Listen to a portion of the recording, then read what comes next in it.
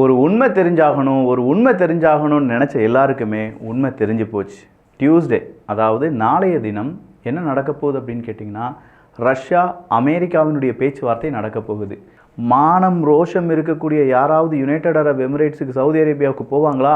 எங்களுக்கு தான் அழைப்புதலே தரலையே, மதியாதார் தலைவாசல் மிதியாதே அப்படின்னு சொல்லி ஜெலன்ஸ்கி அவர்கள் சொன்னது ஞாபகம் இருக்கா? எங்களை அழைக்காமல் ரஷ்யாவும் அமெரிக்காவும் பேச்சுவார்த்தை நடத்த போகிறாங்க அப்படின்னு சொன்னாங்கல்ல, அந்த மனுஷன், அதாவது உக்ரைன் அதிபர் ஜெலன்ஸ்கி அவர்கள் நேற்று நைட்டே கிளம்பி யுனைடெட் அரப் எமிரேட்ஸுக்கு போகிறார். யுனைடெட் அரப் எமிரேட்ஸில் இருந்தவர் திடீர்னு பார்த்தா சவுதி அரேபியாவுக்கு ட்ராவலை மேற்கொள்கிறார். சவுதி அரேபியாவுக்கு இவர் ஏன்பா போகிறாரு? பேச்சுவார்த்தை எதுவுமே இவரை கூப்பிடலையே.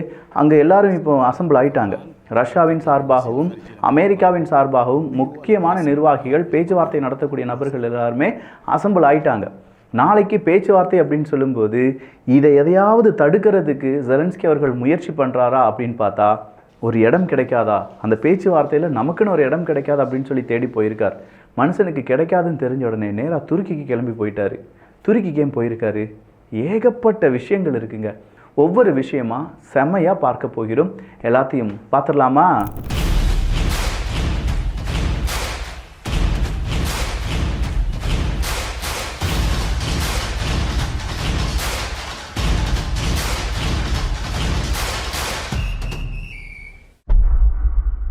ஈரான் கூட யுத்தத்துக்கு இஸ்ரேல் தயாராகி கொண்டிருக்கிறார்கள் அப்படிங்கிற செய்தியை தொடர்ச்சியாக ஒரு 5-6 தினங்களாகவே அமெரிக்க ஊடகங்கள் பரப்பி வருகிறார்கள்.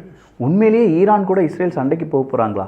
நெத்தன்யாகு அவர்கள் சொல்லிட்டாரு, அமெரிக்காவினுடைய ஆசையுடன், டொனால்டு ட்ரம்ப் அவர்களுடைய நட்புடன் எங்களுடைய நீண்ட நெடிய கால திட்டம் நாங்கள் முடிக்க போகிறோம் அப்படின்னு சொல்லி. அது ஈரான் தான் அப்படின்னு சொல்லி நாமெல்லாம் நினச்சிட்டு இருந்தாலும் ஈரானும் அதை தான்ப்பா நினச்சிருக்காங்க. எங்களை அடிக்க போகிறாங்க இஸ்ரேல் அப்படின்னு சொல்லி ஈரான் சொல்லலை, நாங்கள் இஸ்ரேலை அடிக்க போகிறோம் அப்படின்னு சொல்லி ஈரான் சொல்லியிருக்காங்க. ஐஆர்ஜிசியினுடைய டெப்யூட்டி கமாண்டர் அலி ஃபதாவி அவர்கள் கூறியிருக்கக்கூடிய ஒரு வார்த்தை, நாங்கள் ஆப்ரேஷன் ப்ராமிஸ் 3 அப்படிங்கிறத எங்களுக்கான கரெக்ட் டைம் வரும்போது இஸ்ரேலுக்கு எதிராக அடிப்போம் அப்படின்னு சொல்லியிருக்காங்க. Operation promise 3, operation true promise 2 வரை நம்ம பார்த்தாச்சு. 2வது ட்ரூ ப்ராமிஸை அடித்தது ஈரான் தான். முதல் முறையாக ஈரான் வாண்டடாக போய் இஸ்ரேல் அடித்தாங்க. அது பெரிய அளவில் டாக்காக மாறிச்சு. இஸ்ரேலுக்குள்ளேயே அடித்தாங்க. அதுதான் பெரிய விஷயம். இப்போ ஆப்ரேஷன் ப்ராமிஸ் 3 அப்படிங்கிறத நாங்கள் ஸ்டார்ட் பண்ணுவோம், அதற்கான நேரம் வரும்போது நாங்கள் ஸ்டார்ட் பண்ணுவோம் அப்படின்னு சொல்லியிருக்காரு பாருங்க. ஆஹா, ஈரானும் தயாராகிட்டாங்கப்பா அப்படிங்கிற மாதிரி இந்த செய்தியிலேருந்து நமக்கு ஒரு குட்டி சிக்னல் கிடைக்குது. இந்த சிக்னலே நமக்கு டப்புன்னு மனசெல்லாம் அடிக்க வைக்கிது. அப்படின்னா அடுத்தடுத்த விஷயங்களை பார்க்கும்போது என்னமோ ஒன்றுப்பா பெருசாக பிளான் பண்ணுறாங்க எல்லாரும் சேர்ந்து அப்படிங்கிற மாதிரி இருக்கும். அடுத்ததாக வந்திருக்கக்கூடிய செய்தி தான் பால்டிக் நாடுகள். பால்டிக் நாடுகள் என்ன செஞ்சுருக்காங்க? ரஷ்யாவினுடைய எலக்ட்ரிசிட்டி எங்களுக்கு வேண்டாம் அப்படின்னு சொன்னாங்க. இந்த ரஷ்யா உக்ரைன் பிரச்சனை வந்ததுலேருந்து ஏகப்பட்ட இடத்துல உக்ரைனுக்கு ஆதரவாக நாங்கள் நிற்கிறோம் அப்படின்னு சொன்ன நாடுகளுடைய நிலைமை எல்லாமே நமக்கு தெரியும். அதில் முக்கியமான நாடுகள் தான் பால்டிக் நாடுகள். அப்போ இந்த பால்டிக் நாடுகள் ரஷ்யாவினுடைய எலக்ட்ரிசிட்டி வேண்டாம் அப்படின்னு சொல்லிட்டு இருந்தாங்க பார்த்தீங்களா? அப்போ எலக்ட்ரிசிட்டியை வேற எங்கேயாவது இருந்தானே வாங்கி ஆகணும். எப்படி தெரியுமா வாங்கிட்டு இருக்காங்க? 4 மடங்கு விலை அதிகமாக கொடுத்து, வெறும் 3 மாதத்தில் இல்லை 1.5 மாதங்களில் 4 மடங்கு விலை ஏறிடுச்சான். எங்கள் பால்டிக் நாடுகளில் எலக்ட்ரிசிட்டியினுடைய ப்ரைஸ். அப்படின்னா பார்த்துக்கோங்க யாருக்கு நஷ்டம் அப்படின்னு சொல்லி.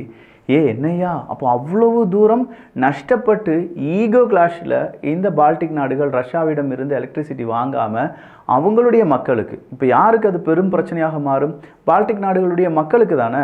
அவங்க தான் எலக்ட்ரிசிட்டியை கூடுதலாக கன்சியூம் பண்ணுறாங்க, கூடுதலான பில்லு வரும், அவங்க கொடுத்து தான் ஆக வேண்டும், வேறு வழி கிடையாது. இது பால்டிக் நாடுகளில் நடந்துகிட்ருக்கு. சரி, இவ்வளோ தூரம் நம்ம இஸ்ரேலை பற்றி பார்த்தோம், ரஷ்யாவை பற்றி பார்த்தோம், பால்டிக் நாடுகளை பற்றி பார்த்தோம். அமெரிக்காவில் நடந்த வேறொரு விஷயம், ஜோ பைடன் அவர்களுடைய ஆட்சி காலத்தில் இந்த சோஷியல் செக்யூரிட்டி ஸ்கீம் அப்படின்லாம் ஒன்று இருக்கான். அங்கே இருக்கக்கூடிய மக்களுக்கு, ரொம்ப ஏழ்மையான நிலைமையில் இருக்கிறவங்க, வீடு இல்லாதவங்களுக்குலாம் நம்ம ஊரில் ரேஷன் கடைன்னு சொல்லுவோம்ல, அதே மாதிரி அவங்களுக்கு ஒரு சிஸ்டம் இருக்குது. இந்த சோஷியல் செக்யூரிட்டி டேட்டா பேஸை ரிலீஸ் பண்ணுறாரு எலான் மஸ்க் அவர்கள். இந்தந்த ஏஜில் இத்தனை பேர் இருக்காங்க, இந்தந்த ஏஜில் இத்தனை பேர் சோஷியல் செக்யூரிட்டி டேட்டா பேஸில் இருக்காங்க, அவங்களுக்காக நம்ம பணத்தை செலவு பண்ணிகிட்ருக்கோம் அப்படிங்கிறது தான்.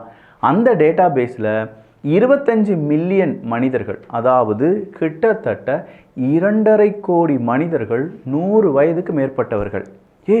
அமெரிக்காவில் 2.5 கோடி பேரா 100 வயசுக்கு மேலே இருக்காங்க அப்படின்னு கேட்டால், ஏங்க நீங்கள் வேறு 300 வயசுலேருந்து 400 வயசு வரை ஒருத்தர் அமெரிக்காவில் வாழ்ந்துட்டு இருக்காராம். அவருக்கும் சோஷியல் செக்யூரிட்டி அமௌண்ட்டை கொடுத்துட்ருக்காங்களாம். ஒரு 150 வயசுலேருந்து 250 வயசு வரை கிட்டத்தட்ட ஒரு 4 லட்சத்துலேருந்து 6 லட்சம் பேர் வாழ்ந்துட்டு இருக்காங்களாம். அவங்களுக்கும் சோஷியல் செக்யூரிட்டி அமௌண்ட் கொடுத்துட்டு இருக்காங்களாம். என்னையா இரு, எங்கள் ஒரு கொள்ளையை விட அதிகமான கொள்ளையாக தானப்பா இது இருக்குது அப்படின்னு கேட்டால், அதெல்லாம் பற்றி பேசுகிறதுக்கு தான் டாஜ் கமிட்டி வந்திருக்கு, நாங்கள் இனிமேல் இதை விட்டுருவோமா அப்படின்னு சொல்லி எலன் மஸ்க் அவர்கள் கேட்குறாங்க.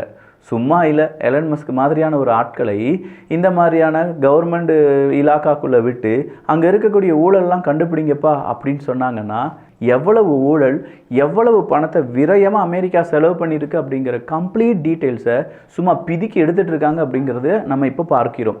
யுஎஸ்எய்டு, அமெரிக்காவினுடைய எய்டு அப்படிங்கிற அந்த ப்ரோக்ராம் வழியாக இந்தியாவில் அதிகமான வாக்காளர்களை ஓட்டுக்களை செலுத்துவதற்கு அமெரிக்கா பயன்படுத்தினார்கள் அப்படிங்கிற ஒரு அமௌண்ட்டை அமெரிக்கா செலவு பண்ணியிருக்காங்க கோடிக்கணக்கில். என்னையா, நம்ம ஊரில் எலெக்ஷன் நடக்குது, அந்த எலெக்ஷனில் மனிதர்களை ஓட்டு போட வைக்க அமெரிக்கா பணத்தை கொடுத்துருக்காங்க அப்படின்னு சொல்கிறது எந்த ஒரு ஜனநாயகம் அப்படிங்கிறது தெரியலை. பட் அதெல்லாம் இப்போ ஸ்டாப் ஆயிடுச்சுன்னு வச்சுக்கோங்களேன். இதெல்லாம் தான் இப்போ வெளி உலகத்துக்கு வந்துட்டு இருக்கு.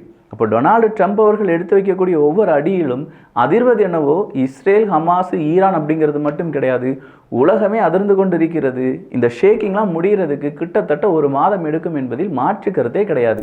இதெல்லாம் இப்படி சொல்லிட்டு இருக்கும்போது யூகே ஒரு காமெடி பண்ணாங்க பாருங்க. யூகேனுடைய பிரைம் மினிஸ்டர் கே ஸ்டார்மர் அவர்கள் என்ன தெரியுமா சொல்லிட்டாரு, எப்பா உக்ரைனை பாதுகாப்பதற்காக யூகேனுடைய சோல்ஜர்ஸ் உக்ரைனுக்குள்ளே களம் இறங்குவார்கள். மக்கா, உனக்கு என்னையா இப்போ போரிஸ் ஜான்சன் அவர்கள் சொன்னார், யூரோப் எல்லாமே தலையிலா கோழியாக அங்கங்கிட்ட அலைஞ்சிட்டு இருக்கீங்க, அமெரிக்கா விட்டால் உங்களுக்கு வேறு கதியே இல்லைன்னு சொல்லியிருந்தாரு. இப்போ என்ன யூகேக்கு திடீர் ஒரு அக்கறை யார் மேலே? உக்ரைன் மேலே. ஏன்னா உக்ரைனை அமெரிக்கா கை கழுவ போகுது. அந்த நேரத்தில் உக்ரைனுக்கு உதவுறதுக்கு யூகே மட்டும்தான் இருக்காங்க அப்படிங்கிற ஒரு பிம்பத்தை உருவாக்க வேண்டும். அந்த பக்கமாக ஜெர்மனியும் அதற்கு முயற்சி பண்ணிட்டு இருக்காங்க. நாங்கள் தான் உக்ரைனுக்கு உதவுகிறோம், எங்களை விட உதவி செய்வதற்கு வேறு யாருமே கிடையாது, ஸோ யூரோப்பில் நாங்கள் தான் பெருசு, எங்களை நம்பி வாங்க அப்படின்னு சொல்லி ஒரு தலைமைத்துவம், லீடர்ஷிப் குவாலிட்டி எங்ககிட்ட இருக்குது அப்படிங்கிறதை காண்பிப்பதற்காக ஒவ்வொரு நாடும் பிளான் போட்டுட்டு இருக்கும்போது யூகேனுடைய இந்த பிளானை நீங்கள் எப்படி பார்க்குறீங்க? 1000 ஒரு 2000 அப்படிலாம் கிடையாதான். ஒட்டு மொத்தமாக அந்த நாடுகளெல்லாம் சேர்ந்து ஒரு 25,000 30,000 இராணுவ வீரர்களை உக்ரைனுடைய ஃப்ரண்ட் லைனுக்கு அனுப்ப போகிறதா செய்திகள் வெளியாகி இருக்கிறது. அப்போ இந்த 25,000 30,000 இராணுவ வீரர்கள், வெளிநாடுகள்லேருந்து வரக்கூடிய இராணுவ வீரர்கள் சண்டை போடுவாங்களா அப்படின்னு பார்த்தா சண்டை போடுறதுக்கு வரமாட்டாங்கய்யா, ரஷ்யாவை பயங்காட்டுறதுக்கு. உக்ரைன்ட்ட இவ்வளோ இராணுவப்படை இருக்குது, நாங்கள் எல்லோரும் இருக்கோம் அப்படிங்கிற அந்த பயத்தை காண்பிப்பதற்காக இப்படி ஒரு ட்ராமா போடுவோம் அப்படின்னு சொல்லியிருக்காங்க. ட்ராமா போடுறோம் அப்படிங்கிறத மனசுக்குள்ளேயே வச்சுருக்கலாம்ல, நீங்கள் மனசில் பேசுகிற மாதிரி சத்தமாக பேசிட்டீங்க, அது நியூஸ் மீடியாவில் வெளியில் வந்துருச்சு அப்படிங்கிற மாதிரி இருக்குது இன்றைய செய்தி. சரி, அப்போ நீங்கள்லாம் ஆட்களை அனுப்பும்போது போலந்து கிட்ட இருக்கக்கூடிய போலந்து என்ன அவங்களுடைய இராணுவ வீரர்களை அனுப்ப மாட்டாங்களா? போலந்தில் என்ன தொக்கா அப்படின்னு கேட்டால் ஆமாம், போலந்து சொல்லிட்டாங்க முடியாது, நாங்கள் இந்த விளையாட்டுக்கெலாம் வரல, எங்களுடைய இராணுவ வீரர்கள் உக்ரைன் இராணுவ வீரர்களுக்கு உதவி செய்வதற்கு அவங்க நாட்டுக்குள்ளே போக வேண்டிய தேவை கிடையாது, வெளியில் நின்று என்னென்ன உதவிகள் செய்ய முடியுமோ அதெல்லாம் நாங்கள் செய்கிறோம், இப்போதைக்கு இந்த யுத்தத்தில் நாங்கள் பங்கு பெறுவதற்கு முயற்சி செய்யவில்லை அப்படின்னு சொல்லிட்டாங்க. இல்லை சார், டொனால்டு ட்ரம்ப் அவர்களிடம் ஒரு கேள்வி கேட்குறாங்க, நேட்டோவை ரஷ்யா அட்டாக் பண்ண போகிறாங்களாமே அப்படின்னு கேட்கும்போது, ரஷ்யாவினுடைய புட்டின் அவர்களை பற்றி எனக்கு நல்லா தெரியும், 1% கூட நேட்டோவை ரஷ்யா அட்டாக் பண்ணுறதுக்கு விரும்பவில்லை. ரஷ்யாவை பொறுத்த வரைக்கும் அவங்களுக்கு தேவை அமைதி, அமைதி, அமைதியோ அமைதி தான், வேறு எதுவுமே இல்லை. அது இந்த டியூஸ்டே நாங்கள் பேச்சுவார்த்தை வழியாக முடிச்சிருவோம் அப்படின்னு சொல்லியிருக்காங்க. இந்த பேச்சுவார்த்தையில் 2 விதமான பேச்சுவார்த்தையை நீங்கள் பார்க்கலாம். ஒன்று ரஷ்யாவுக்கு ஆதரவாக, இன்னொன்று உக்ரைனுக்கு ஆதரவாக. கண்டிப்பாக உக்ரைன் நாங்கள் கூப்பிட்டு பேசுவோம் அப்படின்னு சொல்லி அமெரிக்கா சொன்னாலும் உக்ரைன்ட்ட அமெரிக்கா என்ன பேசுவாங்க அப்படிங்கிறத இன்னைக்கு அமெரிக்க ஊடகங்களை செய்தியாக வெளியிட்டிருக்கிறார்கள். அதில் அமெரிக்கா கேட்கக்கூடிய டிமாண்ட் என்னென்னா 50% of all revenues from resources extraction licence. Resources, கனிம வளங்கள்லேருந்து கனிமங்களை பிரித்தெடுப்பார்கள் அல்லவா, அதில் இந்த ரிசோர்ஸஸ் எக்ஸ்ட்ராக்ஷன்ஸ் அப்படின்னு சொல்கிறதுல 50% ஷேர் லாபம் எங்களுக்கு வேணும், அதுக்கான லைசன்ஸ் கொடுப்பதற்கான லாபம் எல்லாமே எங்களுக்கு வேணும். அது மட்டும் இல்லாமல் ஒரு மைனிங், அந்த இடத்துல மைன் பண்ணணும் அப்படின்னா ஃபஸ்ட்டு நீங்கள் அமெரிக்காட்ட தான் சொல்லணும். அமெரிக்கா அதில் மைன் பண்ணி ஏதாவது எடுத்துகிட்டு மீதம் இருப்பதை மீதம் இருக்கும் நாடுகளுக்கு கொடுப்போம். அப்படி இல்லையா எங்களால் முடியலைன்னா மீதம் இருக்கும் நாடுகளுக்கு இவ்வளோ ரூபாய்க்கு நாங்கள் கொடுப்போம், அதுக்கான ஒரு தொகை உங்களுக்கும் லாபம் எங்களுக்கும் அப்படின்னு சொல்லி இந்த மாதிரியான டீல் பேசிகிட்டே இருக்காங்களாம். ஆல்ரெடி 50% டீல் அப்படிங்கிறதுக்கு உக்ரைன் ஒத்துக்கொள்ளவில்லை அப்படின்னு சொன்னாலும் இது ரீநெகோசியேஷன் நடைபெற போகிறது அப்படின்னு சொல்லியிருக்காங்க. அப்படின்னா அமெரிக்காவுக்கு லாபம் கிடைக்கும், இந்த பீஸ் டீலால் ரஷ்யாவுக்கு என்ன லாபம் கிடைக்கும் அப்படிங்கிறதையும் கொஞ்சம் பேர் சொல்லியிருக்காங்க. ரஷ்யாவுக்கு என்ன, உக்ரைனுடைய 20% நிலப்பரப்பு கிடைக்கும் அப்படின்னு சொல்லியிருக்காங்க. கரெக்டு தான், 20% நிலப்பரப்பை ரஷ்யா பிடித்து வைத்திருக்கிறார்கள். மீதம் என்ன கிடைக்கும்? கிட்டத்தட்ட 12.4 trillion worth of natural resources அப்படிங்கிறது கிடைக்குமா? எவ்வளவு? 12.4 ட்ரில்லியன். அப்போ இவ்வளோ நாள் ரஷ்யா போரிட்ட இந்த 3 வருஷமாக யுத்தம் பண்ணிகிட்டே இருக்காங்கல்ல, அதை விட 10 மடங்கு அதிகமான தொகை அப்படிங்கிறது, 10 இல்லை அதை விட கூடுதல் மடங்கு தொகை அப்படிங்கிறது ரஷ்யாவுக்கு இந்த 20% உக்ரைனுடைய இடத்தை பிடித்து வச்சுருக்காங்க பார்த்தீங்களா, அங்கேருந்தே கிடச்சிருமா. இது எல்லாமே ரஷ்யாவினுடைய லாபம் தான். இதில் ஒரு 30% அமெரிக்காவுக்கு கொடு அப்படின்னு சொல்லி டொனால்டு ட்ரம்ப் அவர்கள் கேட்டார்கள் என்றால், புட்டின் அவர்கள் நான் கொடுக்காமையா இருக்க போகிறாரு? டீல் எப்படி போகுது பார்த்தீங்களா? சவுதி அரேபியாவில் வச்சு இந்த டீல் நடைபெற போகிறது. இது நடைபெறும்போது சவுதி அரேபியாவுக்கு நேர் எதிராக இருக்கக்கூடிய ஒரு நாட்டை சொல்லுங்கள் பார்ப்போம். வேறு யார்? ஈரானை சொல்லுவீங்க. இன்னொருத்தர் சொல்லலாம்ல, துருக்கி. நீ என்னடா சவுதி அரேபியாவில் போய் பேச்சுவார்த்தை நடத்துகிற?